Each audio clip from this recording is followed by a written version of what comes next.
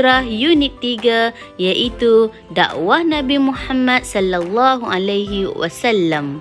Jom kita lihat objektif yang pertama, iaitu maksud dakwah. Apakah maksud dakwah? Dakwah menyeru dan mengajak umat manusia untuk beriman dan taat kepada Allah serta kembali ke jalan yang benar. Seterusnya, kita akan pergi kepada objektif kita yang kedua, iaitu cara dakwah Nabi Muhammad. Nabi Muhammad berdakwah dengan pelbagai cara, antaranya ialah secara lisan dan secara perbuatan.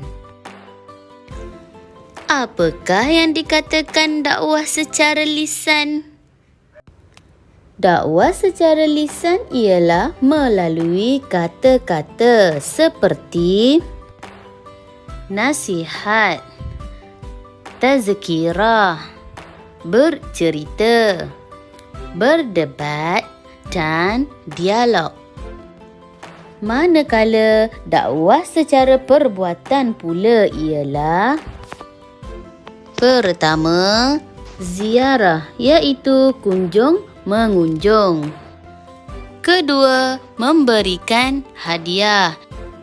Dan yang ketiga ialah berakhlak mulia, iaitu Nabi menunjukkan atau menjadi role model kepada umat manusia dengan perilaku akhlak beliau yang sangat mulia agar ia menjadi ikutan. Seterusnya, menghantar utusan dan terakhir dengan cara mengutuskan surat. Oh ya, untuk pengetahuan anak-anak, Nabi Muhammad sallallahu alaihi wasallam berdakwah di Mekah secara sulit selama 3 tahun. Baginda berdakwah kepada kaum kerabat yang rapat dengannya terlebih dahulu. Setelah itu, barulah diperintahkan oleh Allah agar berdakwah secara terang-terangan.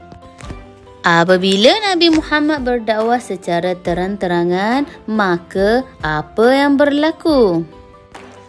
Ya, kaum kafir Quraisy menentang dakwah Nabi Muhammad. Okey, jom kita lihat apakah tentangan kafir Quraisy terhadap dakwah Nabi Muhammad sallallahu alaihi wasallam. Yang pertama ialah fitnah. Orang Quraisy menuduh Nabi Muhammad sebagai gila, ahli sihir dan pendusta. Mereka mendakwa Nabi Muhammad ialah pemecah belah masyarakat dan pemutus hubungan silaturahim. Kedua, pemulauan. Orang Quraisy menghalang aktiviti jual beli dan semua bentuk komunikasi dengan kaum muslimin termasuk perkahwinan.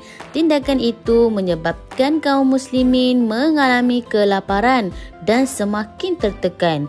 Pemulauan berlarutan selama hampir 3 tahun.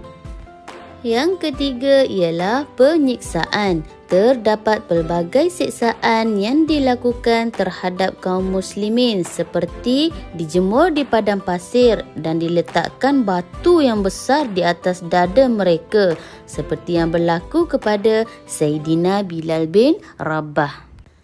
Siapakah Sayyidina Bilal bin Rabah ni? Beliau ialah salah satu sahabat Nabi yang dipilih untuk mengumandangkan azan pada zamannya. Dia memeluk agama Islam ketika masih budak. Apabila beliau diketahui oleh majikannya yang dia memeluk Islam, dia terus-terusan disiksa. Bilal ditelentangkan menghadap matahari dan dadanya ditindih dengan batu yang sangat besar sehingga membuat nafas Bilal terasa sesak. Majikannya berkata, sekiranya kamu mahu dilepaskan dari siksaan, kamu hendaklah mendustakan Muhammad dan kembali mengikut agamamu yang dulu.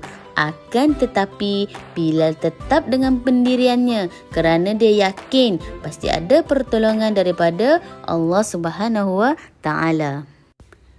Dan yang keempat ialah pembunuhan. Ada juga dalam kalangan para sahabat Nabi Muhammad yang dibunuh dengan kejam seperti Sayyidina Yasir dan Sayyidatina Sumayyah.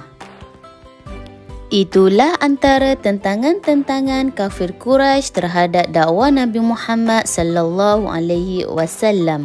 Seterusnya, jom kita lihat akhlak Nabi dalam menghadapi tentangan dakwah.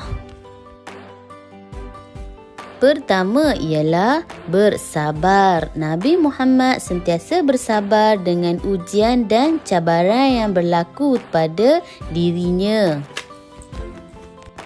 Kedua, bergantung harap kepada Allah, iaitu Nabi Muhammad sallallahu alaihi wasallam tidak pernah berputus asa dalam setiap usaha yang dilakukan. Dan yang ketiga ialah prihatin. Nabi Muhammad mengutamakan kaum keluarga dalam berdakwah. Seterusnya, berjiwa besar. Nabi Muhammad tidak pernah berdendam walau apa sekalipun yang berlaku kepada beliau.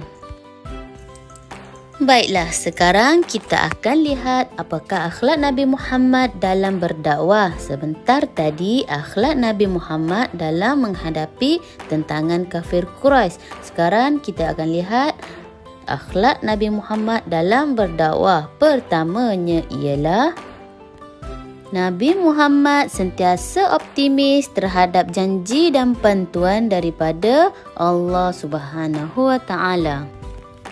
Sebagai contoh, Nabi Muhammad menolak tawaran daripada kafir Quraisy seperti pangkat, harta kekayaan dan wanita. Baginda tetap yakin dengan pertolongan Allah. Beliau meneruskan usaha dakwah sehingga berjaya. Yang kedua ialah Nabi Muhammad seorang pendakwah yang penyayang. Ketika Nabi Muhammad berdakwah di Taif, penduduk Taif menolak dakwah baginda dengan mengusir dan mencederakan baginda. Lalu datang malaikat membuat tawaran kepada baginda untuk membinasakan mereka. Baginda menolaknya lalu berdoa agar mereka menerima hidayah. Dan yang ketiga ialah Nabi Muhammad seorang pemaaf. Semasa peristiwa pembukaan kota Mekah, baginda telah membebaskan penduduk Mekah yang pernah melakukan kejahatan kepada baginda dan memaafkan mereka. Itulah antara akhlak-akhlak Nabi Muhammad dalam berdakwah. Sampai di sini sahaja pembelajaran kita pada kali ini. Semoga kita berjumpa lagi di masa akan datang.